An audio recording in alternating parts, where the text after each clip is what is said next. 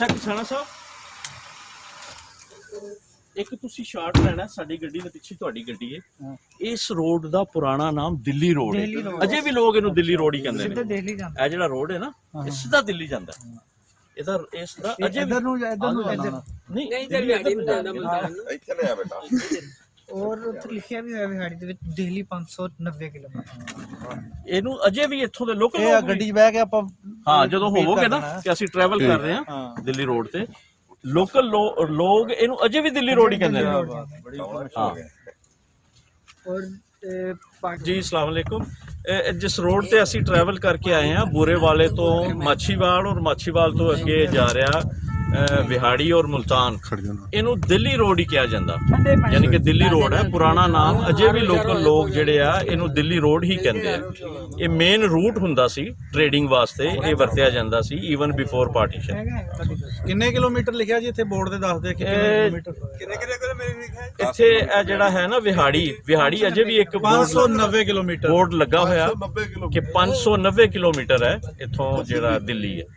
ਤੇ ਇਸ ਰੋਡ ਨੂੰ, ਇਹ ਜਿਹੜਾ ਮੇਨ ਰੋਡ ਹੈ ਜਿਹੜਾ ਪਿੱਛੋਂ ਆਰਮ ਵਾਲਾ ਔਰ ਫਿਰ ਬੂਰੇ ਵਾਲੇ ਤੋਂ ਫਿਰ ਮਾਛੀਵਾਲ ਔਰ ਅੱਗੇ ਹਾਂਜੀ ਔਰ ਇਹ ਜਾ ਰਿਹਾ ਔਰ ਕਸੂਰ ਤੱਕ ਜਾ ਰਿਹਾ, ਇਹਨੂੰ ਦਿੱਲੀ ਰੋਡ ਹੀ ਕਿਹਾ ਜਾਂਦਾ। ਨਾਲ ਇਹਦਾ ਪੰਜੀ ਪੁਰਾਣਾ ਬਾਈ ਪਿੰਡ ਆ, ਉੱਥੇ ਚੱਲੇ ਮੈਂ ਕਿਹਾ ਚਲੋ दे ना साढ़े नाल ਦੋ ਬੰਦਿਆਂ ਨਾਲ ਤੇ ਬਾਪੂ ਦਾ ਪਿਆਰ ਹੋ ਗਿਆ ਨਾ, ਇੱਕ ਭਾਈ ਕਬਜ਼ਾ ਲੈਣ ਵਾਲਾ।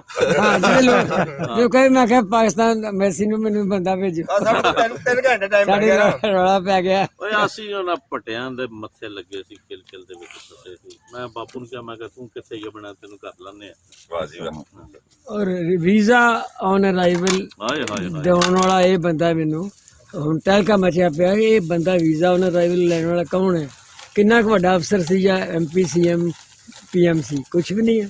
ਲੇਕਿਨ ਇਹ ਪਿੱਛੇ ਇਹ ਬੈਠਾ ਸੀ, ਖੁਦਾ ਨੇ ਇਹਨੂੰ ਭੇਜਿਆ। ਮੈਂ ਤੁਹਾਨੂੰ ਦੱਸਿਆ ਨਾ ਕਿ ਹੀਰ ਵਾਰਿਸ ਸ਼ਾਹ ਦੇ ਵਿੱਚ ਲਿਖਿਆ ਕਿ ਵਾਰਿਸ ਸ਼ਾਹ ਸ਼ਰੀਕ ਹੈ ਕੌਣ ਉਸ ਦਾ ਜਿਸ ਦਾ ਰੱਬ ਨੇ ਕੰਮ ਸਵਾਰਿਆ। ਇੱਕ ਦਾ ਖੁਸ਼ਬੂ ਆ ਰਹੀ ਰੱਬ ਹੈ, ਵੱਲੋਂ ਕੰਮ ਸਿੱਧੇ ਹੋਣ ਤੇ ਫਿਰ ਦੁਨੀਆ ਉਹਦਾ ਕੁਝ ਨਹੀਂ ਕਰ ਸਕਦੀ। ਪਕੌੜੇ ਵੀ ਚਾਹੀਦੇ ਨਾਲ, ਦਹੀਂ ਭੱਲੇ ਦੇ ਪਕੌੜੇ ਆ ਜੀ, ਸਵਾਦ ਬਦਲ ਪਕੌੜੇ ਆ ਗਏ। ਪੈਗ ਲਗਾ ਦੇ ਨਾਲ ਪਕੌੜੇ ਹੀ ਆ ਗੱਲੇ, ਬਾਕੀ ਹੋਰ ਕੁਝ ਨਹੀਂ। ਦੋਸਤ ਜਿਹੜਾ ਨਾ ਉਹਦਾ ਕਬਜ਼ਾ ਹੈ ਇਸ ਗੱਲ ਤੇ ਦਿਲ ਤੇ, ਮਨ ਜੀਤੇ ਜਗਜੀਤ ਉਹ ਨਹੀਂ ਨਾ ਦਿਲ ਖੇਡ ਪੈਂਦਾ।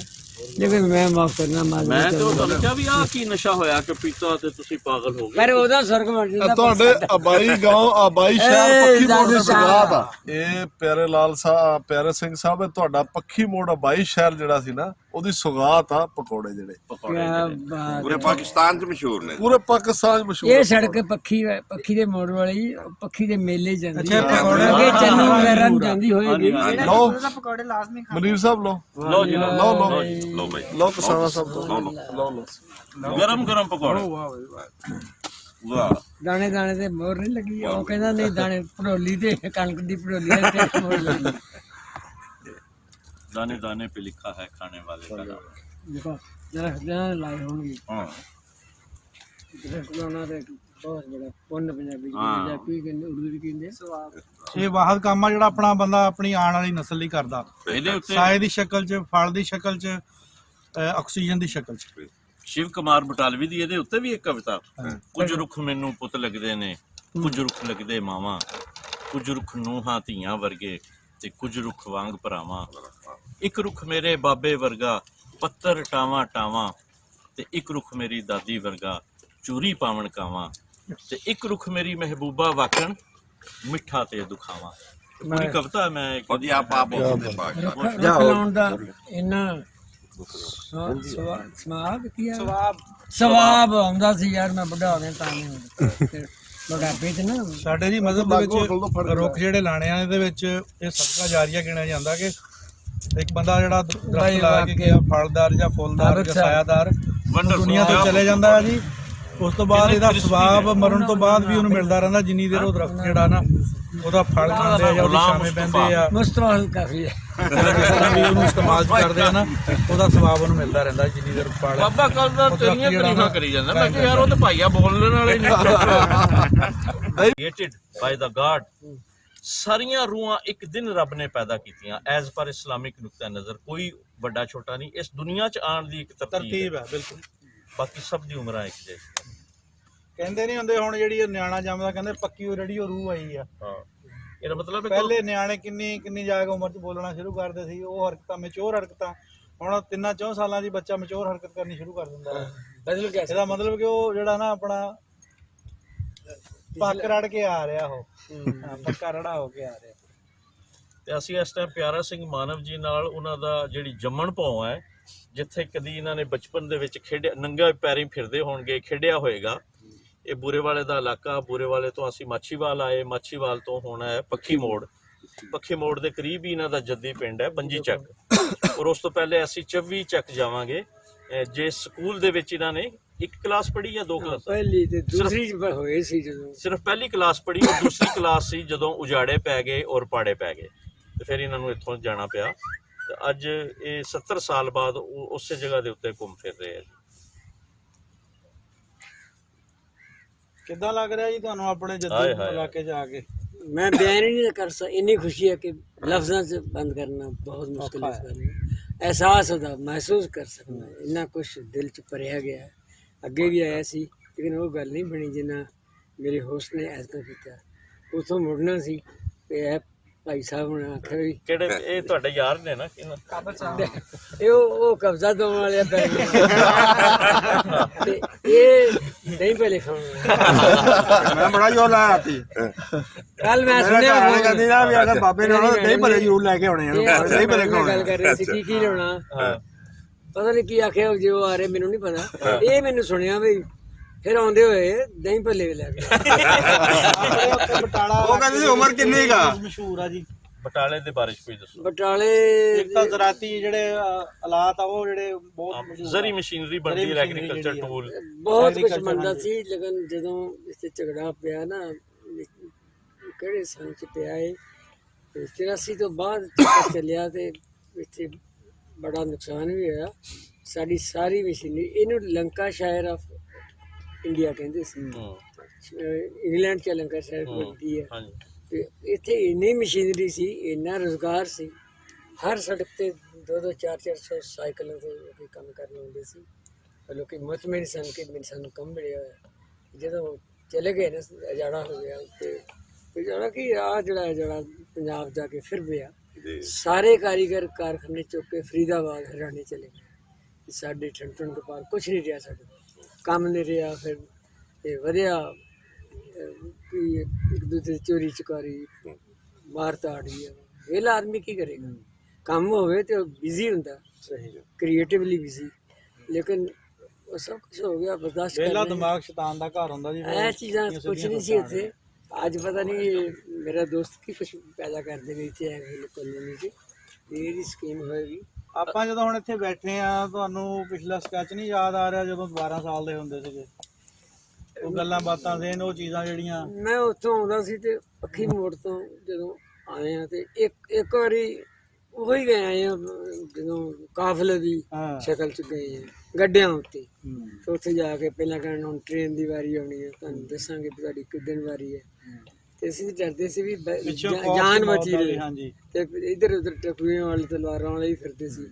ਕਲਾਕਾਰਾ ਬੰਦਾ ਪੱਠੇ ਲੈਣ ਗਿਆ ਬੋਲਦਾ ਵਾਸਤੇ, ਕਿਉਂਕਿ ਗੱਡੇ ਸੀ ਤੇ ਪੱਠੇ ਵੀ ਜਿਹੜੇ ਉਹ ਮਾਰ ਦਿੰਦੇ ਦੇਖ ਕੇ ਮੇਰੇ ਗਿਆ ਚਾਚਾ। ਨਾਸਰ ਕਸਾਣਾ ਸਾਹਿਬ ਨੇ ਇੱਕ ਸਵਾਲ ਕੀਤਾ ਬਟਾਲੇ ਦੇ ਹਵਾਲੇ ਨਾਲ, ਤੇ ਮੈਂ ਜ਼ਰੂਰ ਜ਼ਿਕਰ ਕਰਨਾ ਚਾਹਾਂਗਾ ਕਿ ਅਗਰ ਜਿੱਥੇ ਬਟਾਲੇ ਦਾ ਜ਼ਿਕਰ ਆਏਗਾ ਉੱਥੇ ਸ਼ਿਵ ਕੁਮਾਰ ਬਟਾਲਵੀ ਦਾ ਜ਼ਿਕਰ ਵੀ। ਕੀ ਬਾਤ ਹੈ। ਸ਼ਿਵ ਕੁਮਾਰ ਬਟਾਲਵੀ ਦਾ ਜ਼ਿਕਰ ਅਗਰ ਅਸੀਂ ਨਹੀਂ ਕਰਾਂਗੇ ਤੇ ਇਸ ਪੰਜਾਬ ਦੀ ਧਰਤੀ ਦਾ ਇੱਕ ਬਹੁਤ ਵੱਡਾ ਕਵੀ ਔਰ ਸੁਪੁੱਤਰ ਹੋਇਆ। ਮੈਂ ਤੁਹਾਡੇ ਲੋਕਾਂ ਲਈ ਦੱਸ ਦਿਆਂ ਕਿ ਨੁਸਰਤ ਫਤਿਹ ਅਲੀ ਖਾਨ ਸਾਹਿਬ ਦੀ ਇੱਕ ਉਹਨੇ ਪੜ੍ਹੀ ਹੋਈ ਹੈ ਉਹਨਾਂ ਦੀ, ਮਾਏ ਨੀ ਮਾਏ ਮੇਰੇ ਗੀਤਾਂ ਦੇ ਨੈਣਾ ਵਿੱਚ ਬਿਰਹੋਂ ਦੀ ਰੜਕ। ਕੀ ਬਾਤ ਹੈ। ਇਹ ਸ਼ਿਵ ਕੁਮਾਰ ਬਟਾਲਵੀ ਜੀ ਦਾ ਕਲਾਮ ਹੈ। ਔਰ ਇੱਕ ਹੋਰ ਬੜਾ ਮਸ਼ਹੂਰ ਗੀਤ ਉਹਨਾਂ ਦਾ ਤੁਸੀਂ ਜੇ ਸੁਣਿਆ ਹੋਏ ਕਿ ਆਪਣਾ ਪਹਾੜਾ ਦੀ ਨਹੀਂ ਉਹ ਸੀ ਇੱਕ ਮੇਰੀ ਅੱਖ ਕਾਸ਼ਨੀ, ਦੂਜਾ ਰਾਤ ਦੇ ਅਣੀਂਦਰੇ ਨੇ ਮਾਰਿਆ। ਇਹ ਵੀ ਸ਼ਿਵ ਕੁਮਾਰ ਬਟਾਲਵੀ ਜੀ ਦਾ। ਸੁਰਿੰਦਰ ਕੌਰ ਔਰ ਪ੍ਰਕਾਸ਼ ਕੌਰ ਦੋ ਭੈਣਾਂ ਉਹਨਾਂ ਨੇ ਗਾਏ ਆ। ਫਿਰ ਲੋਕੀ ਪੂਜਣ ਰੱਬ ਮੈਂ ਤੇਰਾ ਬਿਰਹੜਾ, ਮੈਨੂੰ 100 ਮੱਕਿਆਂ ਦਾ ਹੱਜ ਤੇਰਾ ਬਿਰਹੜਾ। ਇਹ ਸਾਰਾ ਕਲਾਮ ਜਿਹੜਾ ਵੈਸੇ ਸ਼ਿਵ ਕੁਮਾਰ ਬਟਾਲਵੀ ਜੀ ਦਾ ਜਨਮ ਜਿਹੜਾ ਸੀ ਉਹ ਸਿਆਲਕੋਟ ਦੇ ਏਰੀਏ ਦਾ ਸੀ। ਉਹ ਇੱਕ ਪਟਵਾਰੀ ਦਾ ਪੁੱਤਰ ਸੀ, ਲੇਕਿਨ ਉਹਦੇ ਅੰਦਰ ਇੰਨਾ ਦਰਦ ਸੀ ਔਰ ਉਹਦੀ ਆਵਾਜ਼ 'ਚ ਸੀ, ਖੂਬਸੂਰਤ ਬੰਦਾ ਸੀ। ਤੇ ਲੇਕਿਨ ਉਹ ਐਨ ਜਵਾਨੀ ਦੇ ਵਿੱਚ ਕੋਈ 36-37 ਸਾਲ ਦੀ ਉਮਰ 'ਚ ਮਰ ਗਿਆ। ਤੇ ਲੇਕਿਨ ਉਹਦੀ ਮੌਤ ਨਾਲ ਰਿਲੇਟਡ ਹੀ ਇੱਕ ਉਹਦੀ ਕਵਿਤਾ ਕਿ ਸਿਖਰ ਦੁਪਹਿਰ ਸਿਰ ਤੇ ਮੇਰਾ ਢਲ ਚਲਿਆ ਪਰਛਾਵਾਂ ਤੇ ਕਬਰਾਂ ਉਡੀਕ ਦੀਆਂ ਇੰਜ ਮੈਨੂੰ ਜਿਉਂ ਪੁੱਤਰਾਂ ਨੂੰ ਮਾਵਾਂ। ਬਹੁਤ ਵਧੀਆ ਉਹਨਾਂ ਦੇ ਕਲਾਮ ਹੈ। ਮੈਂ ਕਹਾਂਗਾ ਕਿ ਸਾਡੀ ਇਸ ਪੰਜਾਬ ਦੀ ਧਰਤੀ ਦਾ ਸੀ। ਹੁਣ ਤਾਂ ਨੈਟ ਦੇ ਉੱਤੇ ਉਹਦਾ ਤੁਹਾਨੂੰ ਸ਼ਾਹਮੁਖੀ ਵੀ ਮਿਲ ਸਕਦਾ, ਅਗਰ ਪੜ੍ਹਨਾ ਹੋਵੇ ਤਾਂ ਬਹੁਤ ਵਧੀਆ ਕਲਾਮ ਉਹਨਾਂ ਦੇ ਹੈ। ਸ਼ਿਵ ਕੁਮਾਰ ਬਟਾਲਵੀ, ਜਿੱਥੇ ਬਟਾਲੇ ਦਾ ਜ਼ਿਕਰ ਆਏਗਾ, ਲੂਣਾ ਲਿਖੀ ਉਹਨੇ, ਹਾਂ ਲੂਣਾ ਲਿਖੀ, ਉਹਦੀ ਬਹੁਤ ਬੜਾ ਇਤਰਾਮ ਕੀਤਾ ਗਿਆ, ਬੜੇ ਬੜੇ ਜੀ ਅਵਾਰਡ ਦਿੱਤੇ, ਅਵਾਰਡ ਮਿਲੇ ਗਏ, ਵੱਡੇ ਵੱਡੇ ਅਵਾਰਡ ਮਿਲੇ। ਉਹ ਕਹਿੰਦਾ ਸੀ ਅਸਾਂ ਤੇ ਸ਼ਿਕਰ ਭਰੀ ਜਵਾਨੀ ਜਾਣਾ, ਅਸਾਂ ਤਾਂ ਜੋਬਨ ਰੁੱਤੇ ਮਰਨਾ, ਅਸਾਂ ਤੇ ਜੋਬਨ ਰੁੱਤੇ ਮਰਨਾ, ਟੁਰ ਜਾਣਾ ਅਸਾਂ ਪਰੇ। ਅਗਰ ਮੈਨੂੰ ਪੂਰੀ ਯਾਦ ਨਹੀਂ ਆਣੀ ਇਸ ਟਾਈਮ, ਮੈਂ ਹੋਰ ਸਟੇਟ ਆਫ ਮਾਈਂਡ 'ਚ ਕਿ ਅਸਾਂ ਤਾਂ ਜੋਬਨ ਰੁੱਤੇ ਮਰਨਾ, ਜੋਬਨ ਰੁੱਤੇ ਜੋ ਵੀ ਮਰਦਾ ਫੁੱਲ ਬਣੇ ਜਾਂ ਤਾਰਾ, ਜੋਬਨ ਰੁੱਤੇ ਆਸ਼ਕ ਮਰਦੇ ਜਾਂ ਕੋਈ ਕਰਮਾਂ ਵਾਲਾ, ਅਸਾਂ ਤਾਂ ਜੋਬਨ ਰੁੱਤੇ ਮਰਨਾ। ਟੁਰ ਜਾਣਾ ਅਸਾਂ ਭਰੇ ਭਰਾਏ, ਹਿਜਰ ਤੇਰੇ ਦੀ ਕਰ ਪਰ ਕਰਮਾ, ਅਸਾਂ ਤਾਂ ਜੋਬਨ ਰੁੱਤੇ ਮਰਨਾ, ਅਸਾਂ ਤਾਂ ਜੋਬਨ। ਸਾਡਾ ਬੰਦਾ ਸੀ ਲੇਕਿਨ ਜਾਣਦਾ ਇਹ ਮਨੀਰ ਭਾਈ, ਇਹ ਜਿਹੜਾ ਪਹਿਲੇ ਤੁਸੀਂ ਜ਼ਿਕਰ ਕੀਤਾ ਮਾਏ ਨਹੀਂ ਮਾਏ, ਇੱਕ ਤਾਂ ਉਹਨਾਂ ਦਾ ਕਲਾਮ ਬਹੁਤ ਅੱਛਾ ਸੀ, ਉੱਪਰੋਂ ਗਾਣ ਵਾਲਾ ਤੇ ਫਿਰ ਉਹ ਗਾਣ ਵਾਲਾ ਤਾਂ ਉਹ ਹੀਰਾ ਸੀ ਉਸਤਾਦ ਨੁਸਰਤ ਫਤਿਹ ਅਲੀ ਖਾਨ ਸਾਹਿਬ। ਉਹਨਾਂ ਨੇ ਤਾਂ ਯਾਨੀ ਕਿ ਇੱਕ ਕਲਾਮ ਬਹੁਤ ਵਧੀਆ ਸੀ ਤੇ ਫਿਰ ਸਾਕਤ ਹੋ ਜਾਂਦਾ ਸੀ, ਔਰ ਇਸ ਕਲਾਮ ਨੂੰ ਹੋਰ ਵੀ ਬਹੁਤ ਸਾਰੇ ਲੋਕਾਂ ਨੇ ਗਾਇਆ, ਲੇਕਿਨ ਜਿੰਨੇ ਮਿੱਠੇ ਅੰਦਾਜ਼ ਦੇ ਵਿੱਚ ਉਸਤਾਦ ਨੁਸਰਤ ਫਤਿਹ ਅਲੀ ਖਾਨ ਸਾਹਿਬ ਨੇ ਗਾਇਆ, ਕਮਾਲ ਕਰ ਦਿੱਤਾ। ਹਿੰਦੁਸਤਾਨ ਦੀ ਜਾਨ ਸੀ ਨੁਸਰਤ ਫਤਿਹ ਅਲੀ ਖਾਨ। ਹਿੰਦੁਸਤਾਨ ਇਸ ਪੂਰੇ ਸਾਊਥ ਏਸ਼ੀਆ ਦੇ ਵਿੱਚ ਉਸ ਲੈਵਲ ਦਾ ਕੋਈ ਨਹੀਂ ਜੰਮਿਆ 21ਵੀਂ ਸਦੀ ਦਾ। ਮੁੰਬਈ ਤੋਂ ਫੋਨ ਕੀਤਾ, ਹੰਸਰਾਜ ਹੰਸ ਨੂੰ ਬੁਲਾਓ, ਹਾਂਜੀ, ਇਸ਼ਕੇ ਦੀ ਗਲੀ ਵਿੱਚ ਕੋਈ ਲੱਗਦਾ, ਉਹ ਹੋਰ ਕੋਈ ਨਹੀਂ ਗਾ ਸਕਦਾ, ਉਹ ਵੀ ਗਾਇਆ। ਜੀ ਬਿਲਕੁਲ ਇਸੇ ਤਰ੍ਹਾਂ ਹੀ ਗੱਲ ਹੈ। ਦੇਖੋ ਅੱਜ ਅਸੀਂ ਪਿਛਲੀਆਂ ਗੱਲਾਂ ਕਰਦੇ ਔਰ ਸਾਹਿਤ ਔਰ ਅਦਬ ਨਾਲ ਜੁੜੀਆਂ ਹੋਈਆਂ ਗੱਲਾਂ, ਲਿਟਰੇਚਰ ਨਾਲ ਜੁੜੀਆਂ ਹੋਈਆਂ ਗੱਲਾਂ ਵੀ ਗੱਲਾਂ ਚੋਂ ਗੱਲਾਂ ਨਿਕਲ ਪਈਆਂ। ਬਟਾਲਾ ਦਾ ਨਾਂ ਲਿਆ ਤੇ ਬਟਾਲੇ ਦਾ ਨਾਂ ਜ਼ਾਹਰ ਜੀ, ਜਿੱਥੇ ਬਟਾਲੇ ਦਾ ਜ਼ਿਕਰ ਆਏਗਾ, ਬਟਾਲੇ 'ਚ ਗੁਰੂ ਨਾਨਕ ਸਾਹਿਬ ਦਾ ਵਿਆਹ ਸਹੁਰੇ ਸੀ। ਹਾਂਜੀ ਵਿਆਹ ਹੋਇਆ। ਹਾਂਜੀ, ਮੈਂ ਇਹ ਵੀ ਐਡ ਕਰ ਦਿਆਂ ਕਿ ਹਰ ਸਾਲ ਇੱਕ ਜੱਥਾ ਨਿਕਲਦਾ, ਉਹ ਬਕਾਇਦਾ ਬਾਬੇ ਗੁਰੂ ਨਾਨਕ ਦੇਵ ਜੀ ਦੇ ਕਾਰਡ ਪ੍ਰਿੰਟ ਕਰਾਉਂਦੇ ਵਿਆਹ ਦੇ, ਉਹ ਇੱਕ ਜਥਾ ਚੱਲਦਾ ਹੁੰਦਾ ਜਿਹੜਾ ਹਰ ਸਾਲ ਜਾਂਦਾ ਨਾ ਜੀ। ਬਾਪੂ ਮੇਰੀ ਗੱਲ ਨੂੰ ਐਂਡੋਜ਼ ਕਰੇਗਾ। ਅੱਜ ਵੀ ਉਹਨਾਂ ਦਾ ਇੱਕ ਸਮਝ ਲਓ ਕਿ ਇੱਕ ਸਹੁਰਿਆਂ ਦੇ ਇਲਾਕੇ ਵੱਲ ਇੱਕ ਪੂਰਾ ਜਥਾ ਜਾਂਦਾ, ਬਾਬੇ ਨਾਨਕ ਦੀ ਬਰਾਤ ਲੈ ਕੇ ਜਾਂਦੇ ਹਰ ਸਾਲ, ਅਜੇ ਵੀ ਜਾਂਦਾ, ਅਜੇ ਵੀ ਉਹ ਜਥਾ ਜਾਂਦਾ। ਮੈਨੂੰ ਮੇਰੇ ਇੱਕ ਦੋਸਤ ਨੇ ਉਧਰ ਹੁਸ਼ਿਆਰਪੁਰ ਖੁੱਡੇ ਪਿੰਡ ਦੇ ਗੁਰਬਿੰਦਰ ਸਿੰਘ ਸੈਣੀ ਜੀ, ਉਹ ਮੈਨੂੰ ਬਕਾਇਦਾ ਉਹਨਾਂ ਵੱਲੋਂ ਹਰ ਸਾਲ ਇਨਵੀਟੇਸ਼ਨ ਆਉਂਦੀ ਬਾਬੇ ਨਾਨਕ ਦੇ ਵਿਆਹ ਦੀ। ਉਹਨਾਂ ਦੀ ਬਰਾਤ ਉੱਥੇ ਜਾਂਦੀ ਹੈ, ਲੇਕਿਨ ਨਨਕਾਣੇ ਸਾਹਿਬ ਵੀ ਹੁੰਦੇ ਵੀ ਰੁਕਾਵਟ ਹੋ ਗਈ। ਹਾਂ ਜੀ, ਜ਼ਾਹਰ ਹੈ ਜੀ, ਕੋਈ ਰੁਕਾਵਟਾਂ ਹੁਣ ਕਿੰਨੀ ਕੁ ਦੇਰ ਰਹਿਣਗੀਆਂ? ਵਿਰਚੁਅਲੀ ਤਾਂ ਰੁਕਾਵਟਾਂ ਖਤਮ ਮਿਲ ਲਿਆ, ਬਸ ਰੁਕਾਵਟਾਂ ਖਤਮ ਹੋ ਗਈਆਂ। ਦਿਲਾਂ ਦੇ ਬਾਰਡਰ ਜਿਹੜੇ ਮੁੱਕ ਗਏ ਆ। ਹਾਂ ਜੀ ਬਿਲਕੁਲ। ਆਬਦ ਸਾਹਿਬ ਕਰਤਾਰਪੁਰ ਦਾ ਜਿਹੜਾ ਲਾਂਘਾ ਖੋਲਿਆ, ਹਾਂਜੀ, ਤੁਸੀਂ ਉਹਨੂੰ ਕਿਸ ਨਜ਼ਰ ਨਾਲ ਦੇਖਦੇ ਹੋ? ਇਹ ਕ੍ਰੈਡਿਟ ਕਿਹਨੂੰ ਜਾਂਦਾ ਜੀ? ਹਾਂਜੀ, ਉੱਥੋਂ ਹੀ ਜਿਹੜਾ ਭਾਈ ਨੂੰ ਫੋਨ ਕਰ, ਜਿਹੜੀ ਜੱਫੀ ਨੂੰ ਮਾੜਾ ਸਮਝਦੇ ਉਸ ਜੱਫੀ ਨੇ ਅਗਲਾਈ ਸੀ। ਫਿਰ ਜੱਫੀ ਸਾਹਿਬ ਜਾਣਦੇ ਕਿਨ ਨੂੰ ਪਾਈ, ਤੇ ਸਿੱਧੂ ਸਾਹਿਬ ਤੇ ਇਮਰਾਨ ਸਾਹਿਬ ਨੇ ਬੜਾ ਕੁਝ ਕੀਤਾ। ਤੇ ਉਹਦੀ ਮੈਂ ਸੁਣਿਆ ਸਵੇਰ ਦੀ ਨਿਊਜ਼ 'ਚ ਇਹਨੇ ਜਲਾਤਾ ਸੀ ਮੇਰਾ, ਪਤਾ ਨਹੀਂ ਕਿੱਥੋਂ ਜੋੜਦਾ, ਉਹਦਾ ਤੇ ਡੈਡ ਹੈ ਮੇਰਾ ਮੋਬਾਈਲ, ਉਹਦੇ 'ਚ ਵੀ ਉਹਦੇ ਖਿਲਾਫ ਮੁਖਾਲਫਤ ਹੋ ਰਹੀ ਆ। ਅੱਜ ਸ਼ਾਮ ਤੱਕ ਪਤਾ ਨਹੀਂ ਕੀ ਹੋ ਰਹੀ, ਕੱਲ ਤੱਕ ਕੀ ਹੋ ਰਹੀ। ਲੇਕਿਨ ਆ ਸਭ ਕੁਛ ਜੋ ਗੁਲ ਖਿਲੇ ਆਏ ਥੇ, ਉਹਦੀ ਮੇਰੇ ਹੁਣੇ ਮਿਹਨਤ ਹੈ। ਤੇ ਐਸੀ ਗੱਲ ਨਹੀਂ, ਇਮਰਾਨ ਦੇ ਇਰਾਦੇ ਬਹੁਤ ਠੀਕ, ਮੈਨੂੰ ਤਾਂ ਠੀਕ ਲੱਗਦੇ। ਮੈਂ ਕਿਸੇ ਮੁਲਕ ਦੀ ਹਮਾਇਤ ਜਾਂ ਉਹਦੀ ਮੁਖਾਲਫਤ ਨਹੀਂ, ਕਿਸੇ ਬੰਦੇ ਦੀ ਤੁਸੀਂ ਨਹੀਂ ਕਰਦੇ ਖੁਦ, ਹਕੀਕਤ ਤੇ ਮਬਨੀ ਗੱਲ ਉਹਨਾਂ ਦੇ ਇਰਾਦੇ ਠੀਕ ਲੱਗਦੇ, ਮੈਨੂੰ ਠੀਕ ਲੱਗਦੇ। ਮੈਂ ਇਹ ਨਹੀਂ ਕਹਿ ਰਿਹਾ ਕਿਸੇ ਨੂੰ ਪਲੀਜ਼ ਕਰਨ ਵਾਸਤੇ ਜਾਂ ਅਪੋਜ਼ ਕਰਨ ਵਾਸਤੇ। ਦੇਖੋ, ਇਹ ਲਾਂਘਾ ਕਦੀ ਖੁੱਲ ਹੀ ਨਹੀਂ ਸਕਦਾ ਸੀ। ਮੈਨੂੰ ਵੀਜ਼ਾ ਵੀ ਉਸੇ ਤਰ੍ਹਾਂ ਕਦੀ ਔਨ ਅਰਾਈਵਲ ਮਿਲ ਹੀ ਨਹੀਂ ਸਕਦਾ ਸੀ ਜੇ ਤਬਦੀਲੀ ਨਾ ਕੁਛ ਹੋਵੇ, ਨਰਮ ਗੋਸ਼ੇ ਨਾ ਦੇ ਦਿਲਾਂ 'ਚ ਕੁਛ ਤਬਦੀਲੀ ਆਈ ਹੈ ਨਾ। ਜੀ ਤੁਸੀਂ ਕਿਸੇ ਦੀ ਸ਼ਖਸੀਅਤ ਨਾਲ ਇਖਤਲਾਫ ਰੱਖ ਸਕਦੇ ਆ, ਪਰ ਉਹਦੇ ਕੰਮ ਨੂੰ ਦੇਖ ਕੇ ਉਹਦੇ ਨਾਲ ਇਖਤਲਾਫ ਜਾਂ ਉਹਦੇ ਨੂੰ ਤੁਸੀਂ ਸਰਾਹਣਾ ਆ, ਇਹ ਉਹਦੇ ਕੰਮ ਦੇਖਣ ਤੋਂ ਬਾਅਦ ਸਾਨੂੰ ਸੋਚਣਾ ਚਾਹੀਦਾ। ਇਹ ਨਹੀਂ ਕਿ ਸਾਨੂੰ ਇੱਕ ਬੰਦਾ ਪਸੰਦ ਨਹੀਂ, ਉਹਦਾ ਕੋਈ ਵੀ ਕੀਤਾ ਹੋਇਆ ਕੰਮ ਵੀ ਸਾਨੂੰ ਨਾ ਪਸੰਦ ਹੋਵੇ। ਉਹਦੇ ਅੱਛੇ ਕੰਮ ਵੀ ਉਹਦੇ 'ਚ ਹੋ ਸਕਦੇ। ਕੋਈ ਬੰਦਾ ਇਜਤਮਾਹੀ ਤੌਰ ਤੇ ਬੁਰਾ ਨਹੀਂ ਹੁੰਦਾ, ਨਾ ਸਾਰਾ ਇਜਤਮਾਹੀ ਤੌਰ ਤੇ ਚੰਗਾ ਹੁੰਦਾ, ਮਿਲਾ ਜੁਲਾ ਹੁੰਦਾ ਜੀ। ਉਹਦੇ ਵਿੱਚ ਚੰਗੀਆਂ ਵੀ ਚੀਜ਼ਾਂ ਹੁੰਦੀਆਂ, ਮਾੜੀਆਂ ਵੀ ਹੁੰਦੀਆਂ। ਆਪਾਂ ਮਾੜੀਆਂ ਚੀਜ਼ਾਂ ਨੂੰ ਕੰਡੈਮ ਕਰਦੇ ਹਾਂ, ਚੰਗੀਆਂ ਚੀਜ਼ਾਂ ਨੂੰ ਐਪਰੀਸ਼ੀਏਟ ਕਰਨਾ ਚਾਹੀਦਾ ਜੀ। ਮੈਂ ਤੇ ਉਹਨੂੰ ਇਹ ਇਸ਼ਾਰਾ ਕੀਤਾ ਸੀ ਵੀ ਕਿਸੇ ਮੁਲਕ ਦੇ ਬਿਹਾਫ ਤੇ ਨਹੀਂ ਬੋਲਦਾ, ਨਾ ਆਪਣੇ ਨਾ ਕਿਸੇ ਦੇ ਵੀ। ਰਾਤੇ ਇਹ ਇੱਕ ਬੰਦੇ ਵੱਲੋਂ ਬੜੀ ਕੋਈ ਕਾਵਿਸ਼ ਹੈ ਵੀ ਤੇ ਇੰਨਾ ਕਹਿ ਕੇ ਖੋਲ ਦਿਓ ਜੀ, ਇੰਨਾ ਕਰੋੜਾਂ ਅਰਬਾਂ ਰੁਪਏ ਲਾ ਦਿਓ ਤੇ 6 ਸਾਲਾਂ 10 ਸਾਲਾਂ ਦਾ ਕੰਮ 3 4 5 6 ਮਹੀਨੇ ਚ ਕਰ ਦਿਓ। 72 ਸਾਲਾਂ ਵਿੱਚ ਅੱਜ ਤੱਕ ਕਿਸੇ ਨੇ ਨਹੀਂ ਸੋਚਿਆ ਜੀ, ਸਾਡੇ ਪੰਜਾਬੀਆਂ ਦੇ ਬਾਰੇ ਨਹੀਂ ਕਿਸੇ ਨੇ ਸੋਚਿਆ। ਇਹ ਮੰਨਣਾ ਪਊਗਾ ਸਾਨੂੰ।